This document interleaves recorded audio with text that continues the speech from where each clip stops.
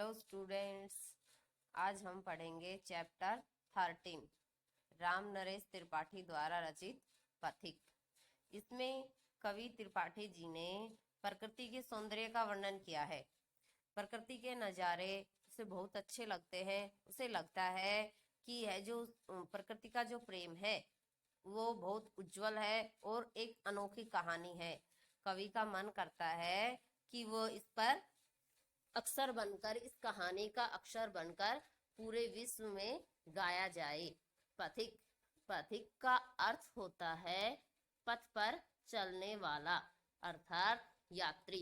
यहाँ कवि अपने आप को एक यात्री मानकर प्रकृति का जैसा भी रूप वो देखता है उसका वर्णन कर रहा है।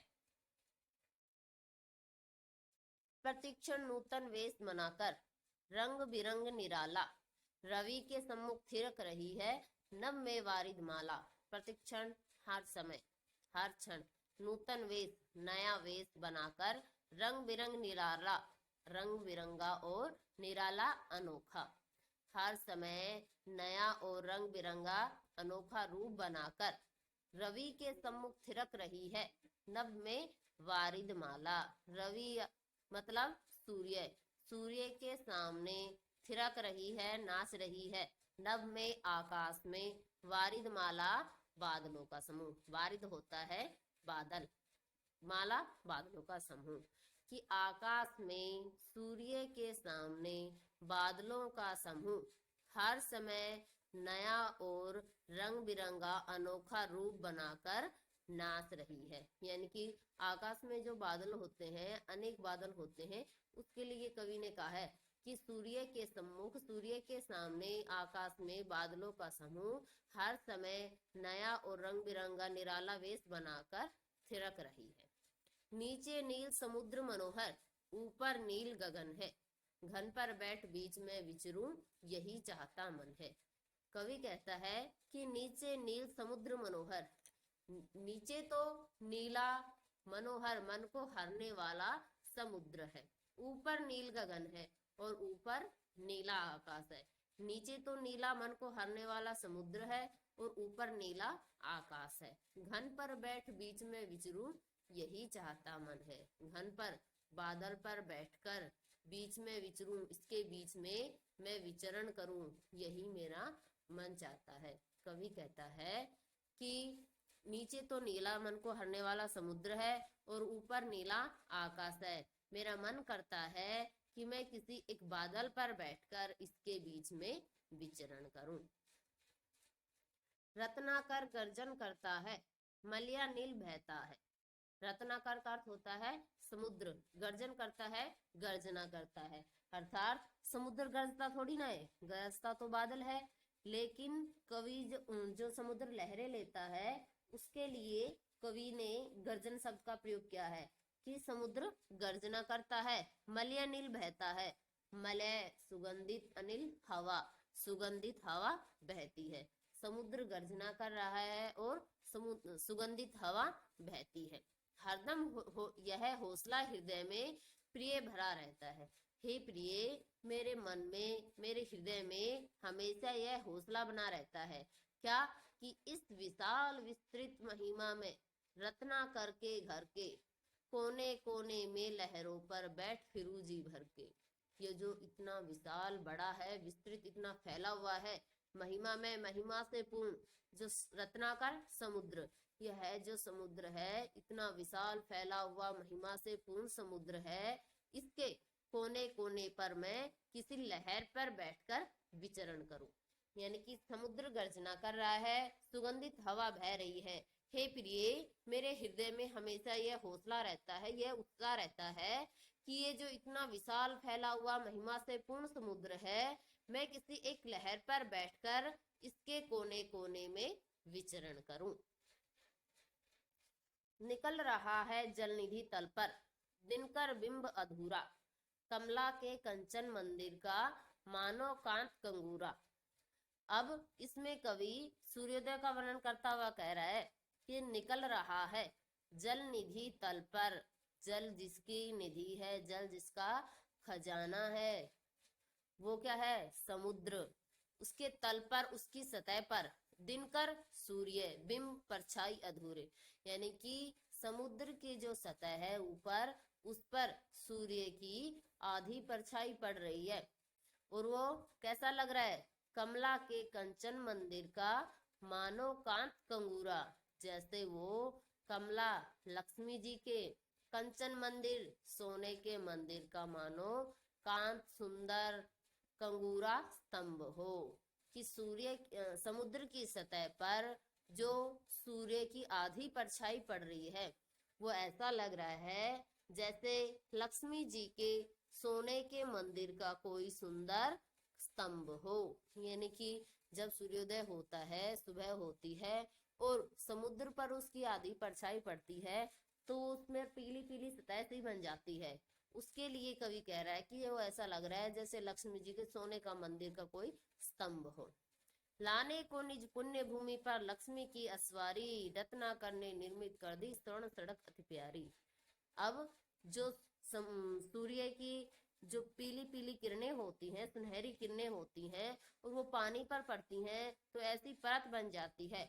उसके लिए कवि कह रहे हैं कि लाने को निज पुण्य भूमि पर लक्ष्मी की अस्वारी, कि समुद्र ने अपनी पवित्र भूमि पर लक्ष्मी जी की सवारी लाने के लिए निर्मित कर दी स्वर्ण सड़क अति प्यारी।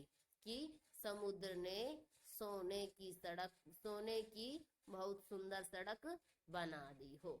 यानी कि जब सूर्योदय हो रहा है, समुद्र की सतह पर सूर्य की किरणें पड़ती हैं तो वो ऐसी पीली लगती हैं जैसे लक्ष्मी के मंदिर का कोई सुंदर स्तंभ हो और जो एक सतह बन जाती है, उससे उसके लिए कवि ने कहा है कि वो ऐसा लगता है जैसे समुद्र ने बहुत ही प्यारी सोने की सड़क बना दी हो।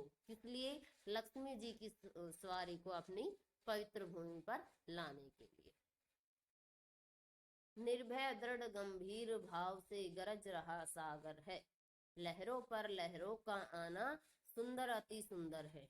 अब कवि ने जो समुद्र की लहरें आ रही हैं, एक के बाद एक लहरें आ रही हैं, उसके लिए कह रहे हैं कि निर्भय दृढ़ गंभीर भाव से गरज रहा सागर है। सागर में भय रहित दृढ़ और गंभीर लहरें आ रही हैं। वो ऐसे लग रहा है जैसे गरज रहा हो। लहरों पर लहरों का आना सुंदर अति सुंदर है। कि एक के बाद जो एक लहरें लगातार आ रही हैं वो बहुत सुंदर लग रही हैं। कहो यहाँ से बढ़कर सुख क्या पा सकता है प्राणी, अनुभव करो हृदय से हे अनुराग भरी कल्याणी। कवि कह रहा है कि यहाँ पर जो सुख है, यहाँ पर जो आनंद है, इससे बढ़कर आनंद क्या कहीं कोई प्राणी पा सकता है। यानी कि इस जगह पर जितनी शांति है, जितना आनंद मनुष्य को मिलता है, उससे बढ़कर आनंद कहीं भी किसी को नहीं मिलता। अनुभव करो हृदय से हे अनुराग भरी कल्याणी।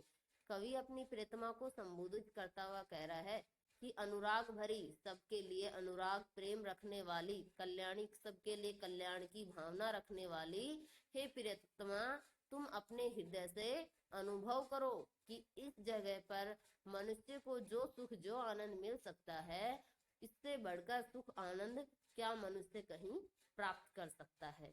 हम इसको एक बार फिर से देख लेते हैं। प्रतिक्षण नूतन वेश बनाकर रंग बिरंग निराला, रवि के सम्मुख थिरक रही है नभ में वारिध माला। आकाश में बादलों का समूह सूर्य के सामने हर समय नया रंग बिरंगा और अनोखा वेश बनाकर नाच रहा है। नीचे नील समुद्र मनोहर, ऊपर नील गगन है, घन पर बैठ बीच में विचरू यही चाहता मन है। नीचे तो नीला मन को हरने वाला समुद्र है और ऊपर नीला आकाश है। कवि कहता है कि मेरा मन करता है कि मैं किसी एक बादल पर बैठकर इसके बीच में विचरण करूं। रत्नाकर गर्जन करता है, मल्या नील बहता है, हरदम यह हौसला हृदय में प्रिय भरा रहता है। कि समुद्र गर्जना कर रहा है और सुगंधित हवा बह रही है। हे प्रिय, मेरे हृदय में हमेशा यह हौसला रहता है कि इस विशाल विस्तृत महिमा में रत्नाकर के घर के कोने कोने में लहरों पर बैठ फिरूं जी भर के। ये जो इतना विशाल फैला हुआ महिमा से पूर्ण समुद्र है, इसकी किसी एक लहर पर बैठकर मैं इसके कोने कोने में जी भर कर फिरूं, अर्थात विचरण करूं। निकल रहा है जल निधि तल पर दिन कर बिंब अधूरा, कमला के कंचन मंदिर का मानो कांत कंगूरा। कवि ने सूर्योदय का जिक्र करते हुए कहा है कि समुद्र की तल पर सतह पर जब सूर्य की आधी परछाई पड़ रही है तो ऐसा लगता है जैसे लक्ष्मी जी के सोने के मंदिर का कोई सुंदर स्तंभ हो। लाने को निज पुण्य भूमि पर लक्ष्मी की असवारी, रत्नाकर ने निर्मित कर दी स्वर्ण सड़क अति प्यारी। और ऐसा लगता है जैसे समुद्र ने लक्ष्मी जी की सवारी को अपनी पवित्र भूमि पर लाने के लिए बहुत ही प्यारी सोने की सड़क बना दी हो। निर्भय दृढ़ गंभीर भाव से गरज रहा सागर है, लहरों पर लहरों का आना सुंदर अति सुंदर है। कवि कह रहा है कि सागर की जो ये लहरें भय रहित दृढ़ मजबूती से और गंभीर भाव से जो समुद्र की लहरें आ रही हैं, इससे ऐसा लग रहा है जैसे समुद्र गर्जना कर रहा है और एक के बाद एक लहरों का आना बहुत ही सुंदर लग रहा है। अर्थात लगातार लहरों का आना बहुत ही सुंदर लग रहा है। कहो यहाँ से बढ़कर सुख क्या पा सकता है प्राणी, अनुभव करो हृदय से हे अनुराग भरी कल्याणी। कवि अपनी प्रियतमा को संबोधित करते हुए कह रहा है कि लोगों के प्रति अनुराग, प्रेम और कल्याण की भावना रखने वाली आप अपने हृदय से अनुभव करो कि इस जगह पर जो सुख या आनंद है, इससे अधिक सुख या आनंद मनुष्य क्या कहीं प्राप्त कर सकता है। इसका बचा हुआ भाग हम नेक्स्ट वीडियो में पढ़ेंगे। अगर आपको कोई डाउट हो तो आप मेरे पर्सनल नंबर पर कांटेक्ट करके उसको शेयर कर सकते हैं।